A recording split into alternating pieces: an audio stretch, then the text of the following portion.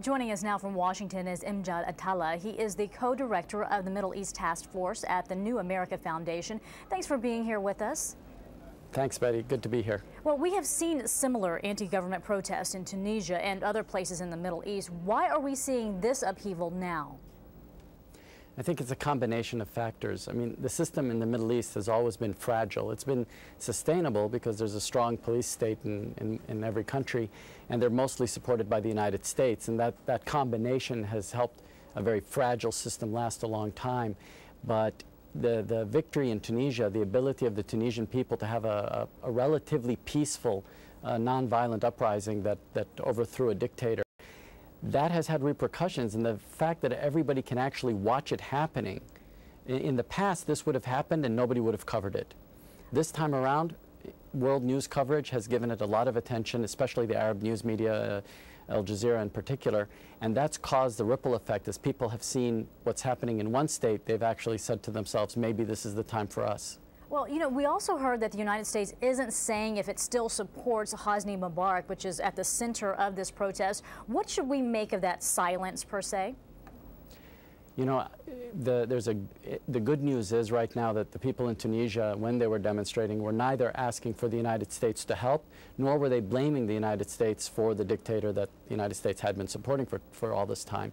And in Egypt, I think we're seeing something similar right now. The anger of the public is at the president of Egypt. It's not at the United States. At the same time, everyone knows that the United States has been supporting the President Mubarak.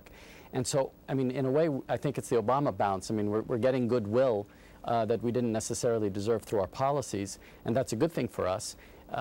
But the question, I think, for the United States is, how do we walk away slowly from the people that we've been supporting for so long and allow this process to take its course, but at the same time not appear to be abandoning them? Let's talk about the people for just a second. We want to know, give us some perspective here. Who are the protesters and what do they want?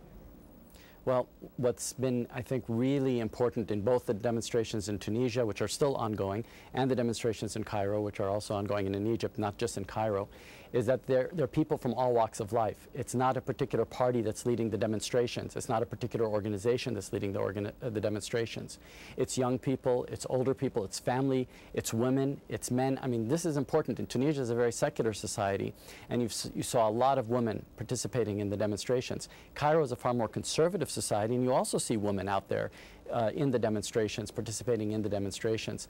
And so in that sense, it's actually a reflection of the society as a whole. In Egypt, they're making a big point of saying that this is Muslim and Christian Egyptians fighting for reform and fighting for freedom. That's a very important trend in Egypt and in Tunisia. But what kind of reform and what kind of freedom? Are we talking about seeing democratic governments pop up throughout the Middle East? Well, I don't know if anyone knows what the outcome of any of these efforts are going to be. Certainly people want freedom and certainly they want democracy, but what they mean by it is probably up for grabs. There's probably a million different definitions of what people think reform is going to give them. But I think that the outcome has to be that they have a voice. The outcome has to be that they are able to be part of a representative system that they help choose and that they can help put in power and help remove from power through peaceful means. That's the minimum. Okay, but at the same time, could this instability give Islamic fundamentalists a foothold in these countries? Well, I think that the governments have used this Islamic fundamentalism as a boogeyman for a very long time to try to continue having support from the United States and other Western powers. You know, support our autocracy, and if you don't, Muslim fundamentalists will take over. And if what we're seeing right now is, in fact, that Muslim fundamentalism doesn't have a grasp or a hold, at least in Egypt, and it doesn't have a grasp and a hold in Tunisia.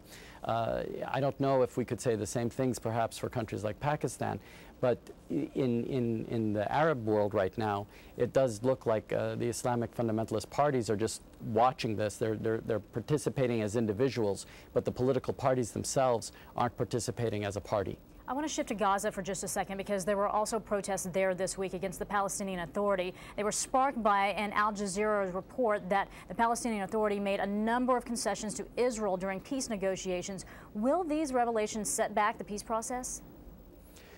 Well, I think that the peace process was moribund to begin with. So it wasn't as if there was a peace process. There were no negotiations taking place.